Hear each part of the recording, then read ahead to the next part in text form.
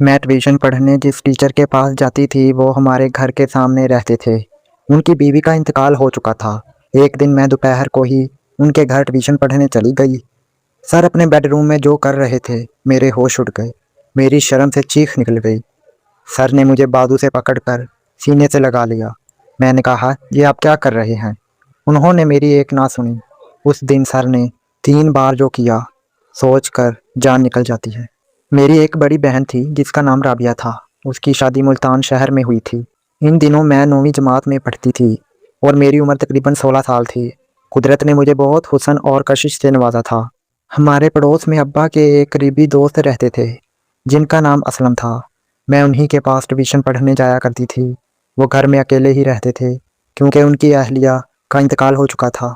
असलम साहब एक सरकारी कॉलेज में प्रोफेसर थे और काफ़ी पढ़े लिखे इंसान थे। जून की वो एक तपती हुई दोपहर थी।